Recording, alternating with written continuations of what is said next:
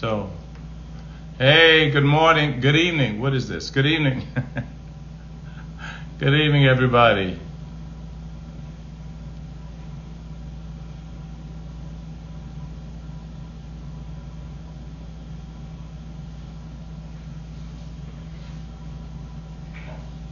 All right.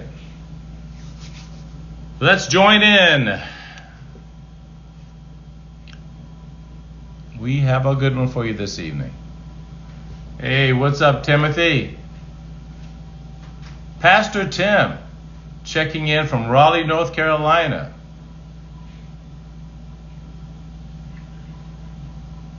All right. And I don't know if you guys got a reminder. I guess we'll need to send a message to send out another reminder. All right. So some of you did get it. Okay, Timothy. He's in, and Sunshine. Okay. So Timothy, you're pastoring in Raleigh, North Carolina. You're kind of near my neck of the woods. I was born in South Boston, Virginia, not too far from there. Not too far at all. All right. Another clergy on the line. That's always cool. Let's continue. Who else do we have on? If you're online, please sign up, drop in, let me know who you are, let me know you're here, and let's talk. Let's get into this evening. Want to make sure I got everybody here. Get set up here. All right. I want to jump right in. I don't know how much, I don't want to start before too many people here, so let me give you a few housekeeping tips. Again, if you are checking in, if you're online tonight, please, I want you to make sure that you tell people about our Tuesday night live. We have quite a few people who come on, but they don't notify anyone, or rather they don't sign in, they don't make any kind of let us know who they are. They just sit back and observe. And if that's you, I respect your privacy, even though we would really appreciate your input. But we're going to jump right in this. And again, I mentioned to you last week that we're starting different chapters in different cities, which is so important. But I have kind of a sad announcement. I want to share with you guys, my MAPS family, my Marriage Ain't for Punks family. I mentioned to you last week about starting different chapters. Hey, James. Greetings from Covington, Georgia. I mentioned to you about starting different chapters, how we have one in Houston. We have one, I was talking to you last week about starting one in California. Well, one of our regulars who is normally on, Fred Cornelius and Yolanda, they're always in from Nashville, and they were going to be heading up my Nashville chapter. Well, sad to say that this last week received a call from Yolanda telling me that Fred had transitioned. Fred has left us. She found him unresponsive at home. So that's sad. I've known Fred for 30 years, so that's a pretty sad thing. I didn't want to bring you down this evening, but just to let you guys know, if you're familiar with them, that please keep them in your prayers. Keep Yolanda in your prayers. Because they were such faithful people and just always on every Tuesday night. And Fred, they were ready and willing, just ready to get our chapter started. They had gone through all of our, they had all of our material, and we're ready to start our coaching course in July. But yeah, it's kind of sad. But you know what? Here's the beauty in this.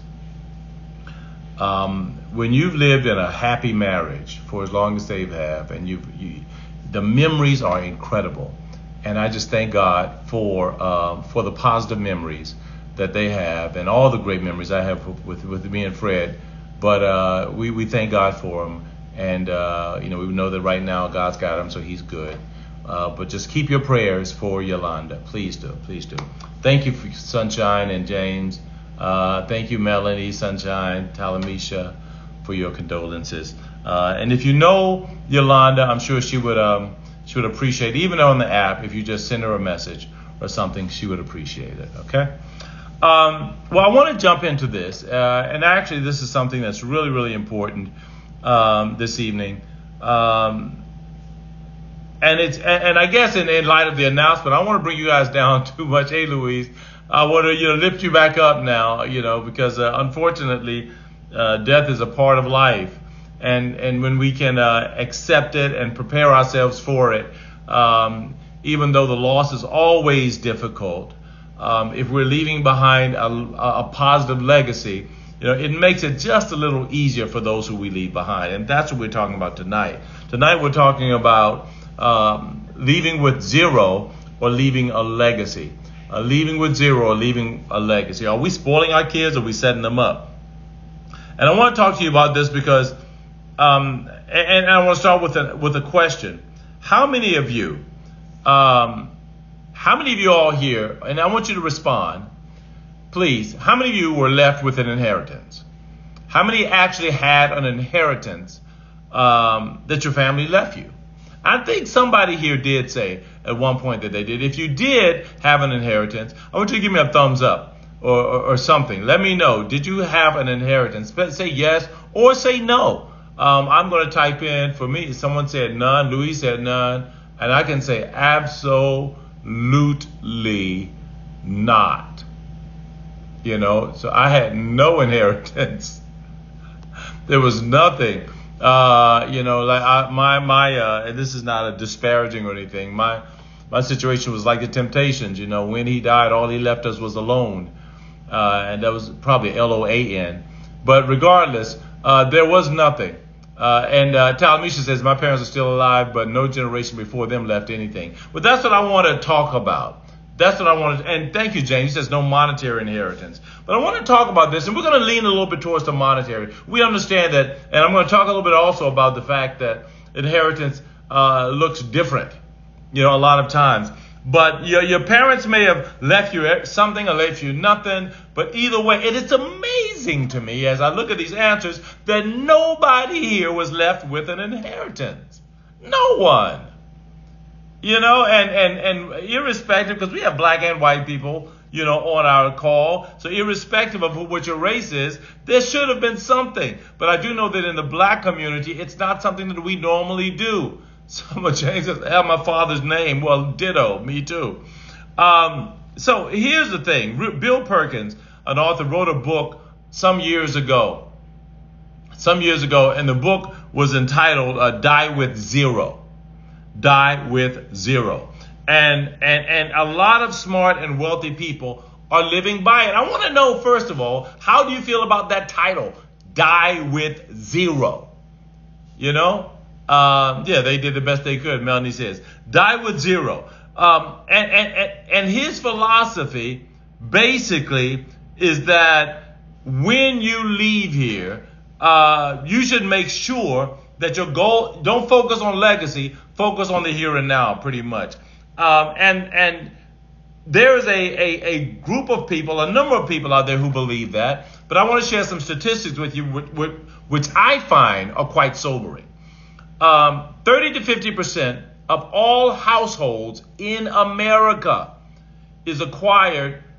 30 to 50% of all household wealth in America is acquired through inheritance and intergenerational transfers. I'm going to read that again because I messed it up. 30 to 50% of all household wealth in America is acquired through inheritance and intergenerational wealth transfers, with the remaining portion, of course, being attributed to self-made money. Okay, and let me share a couple with you, more statistics. Between 70 and 80% of all U.S. households never receive any money at all in way of inheritance. So we're talking about insurance policies, for Pete's sake. It blew my mind when my mom, who, bless her heart, died in 2021, and I looked at her insurance policies, some months, years actually, before she died, just to make sure all her affairs were in order. She had burial insurance. She didn't have any life insurance, anything that would have left of her a legacy. She had burial insurance. And millionaires, studies show that millionaires show that about 79 to 80%, get this, 79 to 80% of American millionaires are first generation wealthy, and they did not receive anything. 80% of American millionaires are first generation wealthy. Now, 30 to 50% of all household wealth in America comes through inheritance. But for those people who are millionaires, 70 to 80% of those was first timers. Now, so let's talk about the die with zero, because you got kids. And I don't know if you all out there are stressed about your children, or because it's really not a question anymore of just leaving wealth. It's about what is your relationship with your children in regards to money, and what do your values say to you about leaving money? So the die with zero philosophy says this. I want y'all to get it now. These are two camps. One camp is die with zero. The other camp is leave a legacy. But I want you to get this. Die with zero. Spend wealth on peak experiences while you're living. Enjoy your money now. Kids inherit your values, not your bank account. Inherited wealth breeds entitlement, not excellence. And another idea with die with zero, you're renting time on earth, use it. Now, how many of you have ever thought that way? That if kids who inherit, they breed entitlement, they're going to feel like they're entitled, they're not going to work for anything, they should inherit your values, be good people, they shouldn't inherit your bank account. And you should spend your money now on peak experiences. How many of you guys think that way? Thumb up, thumb down, whatever. Let me know. Okay? Now, here's the other leave a legacy camp. Y'all ain't responding, but I need you to. Leave a legacy camp. Generational wealth breaks cycles that poverty started. That's a legacy camp. The Bible calls a good man to leave inheritance to his children's children. Yeah, sometimes she thinks both ways. And starting from zero is a romantic idea, but ask anybody who did it. It ain't no fun. And lastly, if you love them, you plan for them. I was at a meeting last week, 2 weeks ago. We were at this business meeting, and Ambassador Andrew Young was there. Andy Young was there, and some other people there, well-known people. And he was saying that he doesn't think about legacy. He says life happens as it happens. And his goal is not to leave a legacy. His goal is to do something right now and to be an impact right now. This was Andy Young, March with Martin Luther King, for Pete's sake. Here's the interesting thing. The interviewer who was interviewing at this little soiree said, you know what, I have to disagree with that. I believe in legacy, And so it was kind of interesting to see that because he comes from the old school. He's like, nope, everybody got to start with their own. And she comes from a newer school who says, no, you ought to leave something behind. Someone says, leave a legacy, help the next generation to be better. That's what Michael D says. Irma says, leave a legacy. Sunshine, I think both ways. James says, if children are not taught how to handle wealth, they in most cases will squander their inheritance. And that's something else you have to look at. Because if you're going to leave a legacy, the question is, what is that legacy looking like? Are you leaving a legacy, or are you leaving also a financial literacy legacy?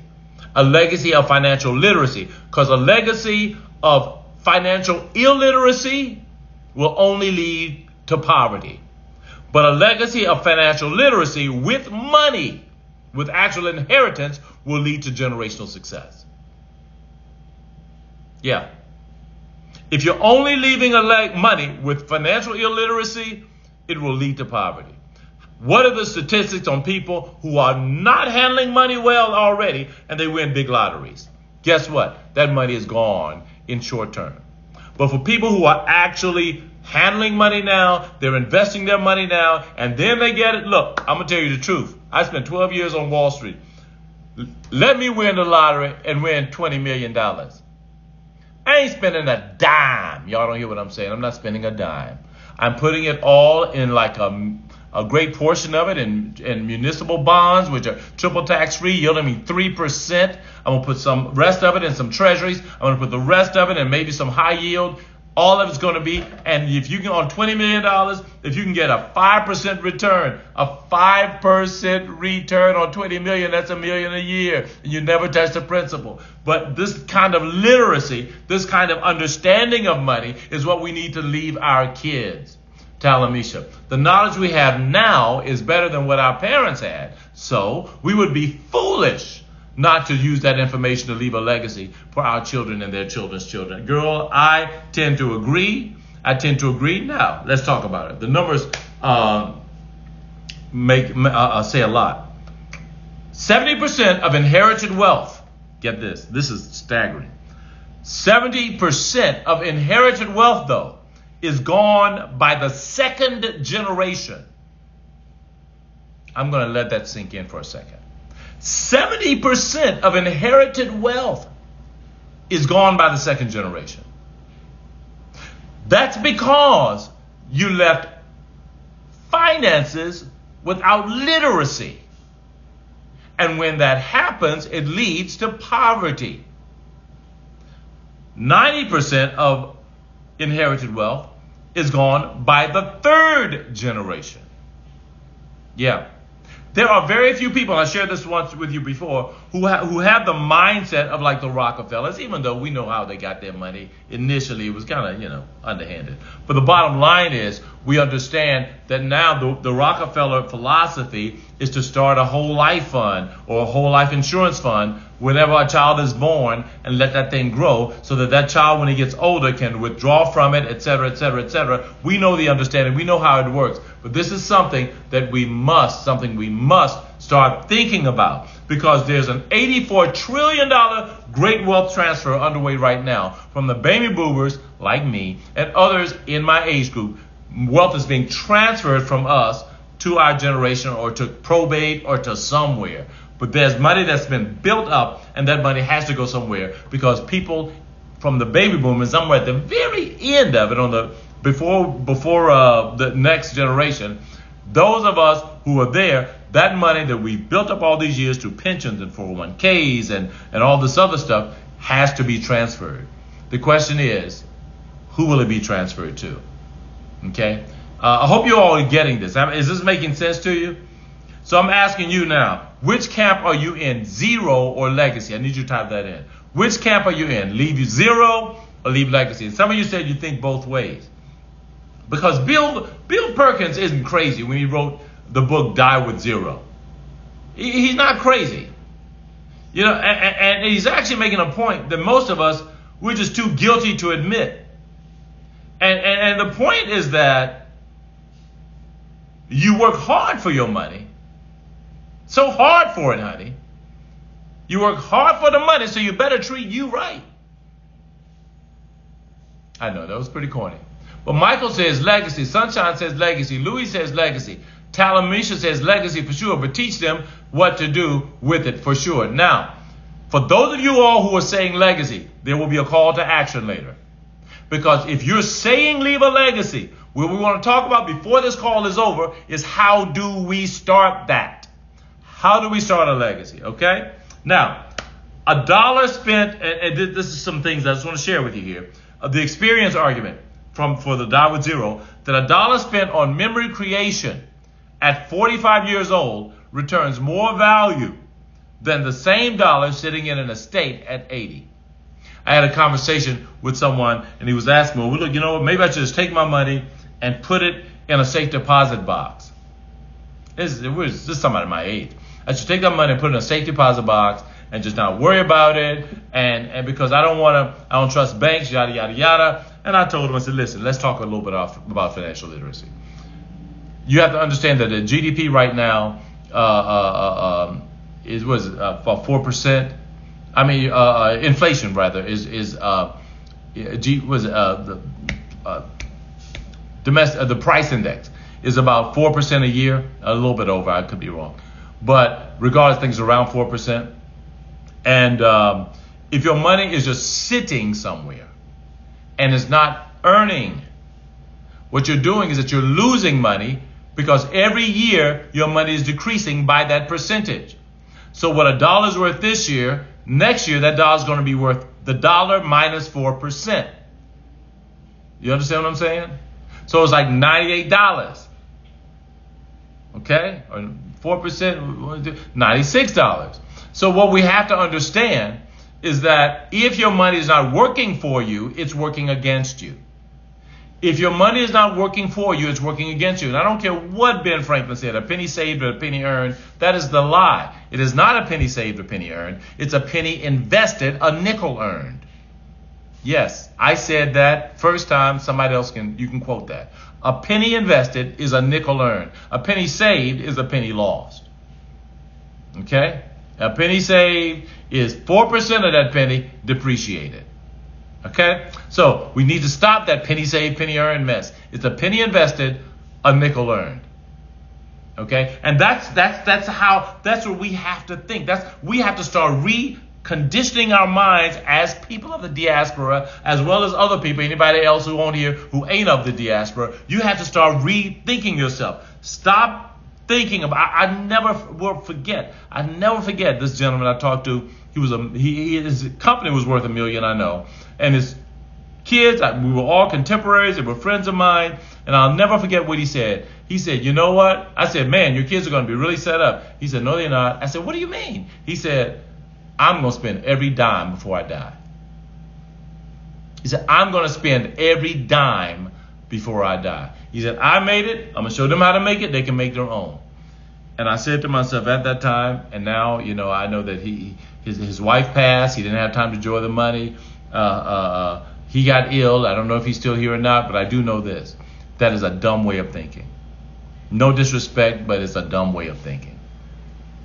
A great deal of my enjoyment in life is seeing my kids progress.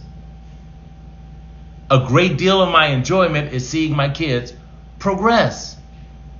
And that should be you also. A great deal of that enjoyment should be that. Because the die with zero crowd, here's what they conveniently ignore. First of all, people who die with zero, when you say just, I'm going to spend all my money, Scripture is clear that a good man leaves an inheritance to his children and his grandchildren. That's a smart man. Okay? It's a smart person. And also, you must do something in this lifetime to close the wealth gap in your community. It is your responsibility. If you are a part of a community, and I don't care what racial context you're living in, if you're a part of that community, it is your job to do something to make sure you decrease the wealth gap in that community. And the only way to do that is to make sure that your children have some kind of inheritance after you leave. Now, that being said, what we do want to talk about is we want to talk about leaving values also. Because as I've said repeatedly, leaving finances without literacy will lead to poverty. But when we leave finances with literacy, it leads to generational wealth. Okay? Are you guys getting this? Is this making sense to you? I need to know if it's making sense to you, okay? Because I want to make sure you're still locked in. The debate isn't a die with zero or a leave a legacy. The real question is, are you building a family or are you just building a household? Are you building a family or are you building a household? Thank you, Talamisha and Sunshine, for responding. Are you building a family? Because here's the difference. Families accumulate. Families accumulate. Households consume. There's a difference. If you're building a household, you're just consuming and that's it. But a family is generational. Families are generational. They accumulate in every sense of the word. If you're just building a household, cool. When that household is over, when you're done, it's done. But if you're building a family, you must generate. This is a personal testimony. We only have a few more minutes left, but I got to give you this. I was debating because I had some money that I had put aside to invest. I had one fall, and so I said, I want to put this money aside. And I was tempted, so tempted to invest in the market. Okay, I know the market. I've been investing in the market for years. I get it. And so I was so tempted. And then something in the back of my mind kept saying this: invest in you. Invest in you. Now, not to go out and buy a car or to go out and buy a big trip or nothing like that, but it was saying invest in your own ideas. invest in your own ingenuity. And I kept thinking about that. And I said, you know what? Every time I buy stock in not JCPenney anymore, in Walmart or in NVIDIA or if it's a SpaceX or what have you, I'm making, sure, I may make some money, but ultimately I'm making someone else rich. And those people all had to start with an idea. They all had to start with an idea. And now they're asking other people to invest in their idea. And what was coming to me was, no, you need to invest in your ideas. So I left my money in cash so that I can start investing in my ideas. I can start putting my own resources to build my family. Okay? Because I'm so accustomed to just putting money in somebody else's company and hoping to get a return out of it that I forget my ideas are just as valuable as theirs. We need to reorient our thinking. We need to change the way we think about this. And there's so many lies and myths we tell ourselves. Let me give you one about spoiling your children. I don't want to leave them because I don't want my kids to be spoiled. That is BS. That is bull crap. It's bull crap. You don't spoil your children with money. You spoil them with money without expectations. That's what spoils kids. Money without expectation. The problem isn't the asset. It's the absence of accountability attached to the asset. There's nothing wrong with leaving money. I'll give an example. Bill Gates. Bill Gates said he was giving, 80% I think it was of his estate to charity or some insane amount. But let's think about it. Let's just be real for a second. Come on. You worth, I don't know what he's worth now. Let's say $80 billion or something crazy like that. Let's just for sake of numbers. Let's just say $50 billion. You worth $50 billion and you're going to leave 80% of that, right? 80% of 50 billion. Now 10% of 50 billion is 5 billion. 20% is 10 billion, right? So I got $10 billion that I'm leaving to my kids, and I'm giving away the rest of the money. You understand what I'm saying? If I got 10 billion, if I got 50 billion and I say I'm gonna give 80 billion away, my kid's still gonna be set. So please don't misunderstand when somebody says I'm giving away most of my money to charity. That's okay, because if you got $1 billion and you give away 90% of it to charity, 10% of $1 billion is 100 million. Your kids get 100 million.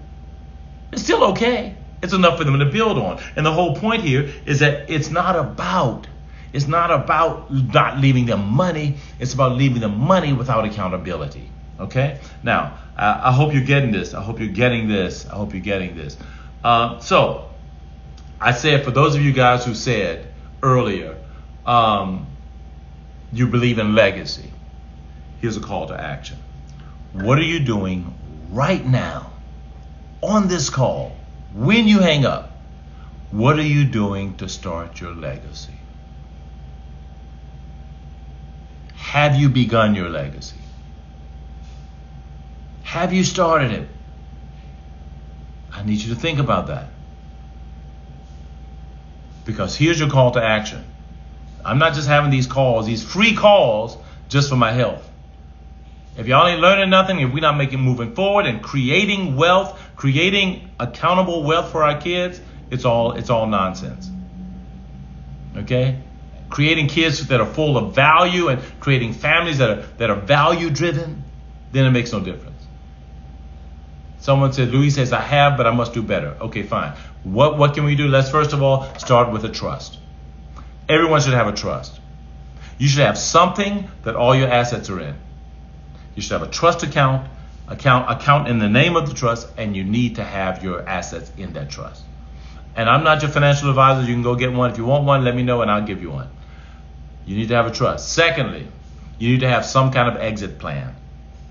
Okay? You need to have some kind of exit plan. You need to also make sure you handle your taxes and don't end up paying. I'm talking to a gentleman who's paying a lot of taxes, making a lot of money and paying a lot of taxes. I'm like, dude, you need a business. You need to write off that stuff. Business losses. So that at the end of the tax season, You're not paying out all your money. You know, I've made a lot of money. And I'm telling you something. Come tax season, I might pay a little bit, but I end up getting back more than I pay. Because I have incredible accountants. Okay? This is how we have to reorient. We're going to talk more about it. Our time is up, but we're going to do a part 2 of this. Okay? Now, do you want a part 2? You want a part 2 of this, or should we go on to something else? Let me know before we hang up. Let me know. Because for some of you, you're like, I know all that stuff, and that's cool. Okay. Some of you saying, yeah, part two, excellent. Well, we're going to do that. Now, look, the bottom line is that you don't have to die with zero, but don't live with nothing either. Okay? Build a life, build a family, build a legacy. You're going to get a part 2, but I'm going to tell you something. We're going to do part 2. I need you guys to please, because we're going to start talking about next week, how do we start building this legacy? And if you're going to talk, we're going to talk about this next week, but I really, really, really need you to invite someone. Okay? Invite someone. Thank you, James. Thank you. I'm trying to put these 12 years on Wall Street to use. Okay? I've been counseling couples. Now I'm going to talk about some of the other things that I've been doing. All right. God bless you guys. It's been such a pleasure talking to you. Y'all are like my online family. God bless you. Bring back some people to the cookout next week so we can serve them up a nice meal. Okay. God bless you guys, and we'll see you all next week.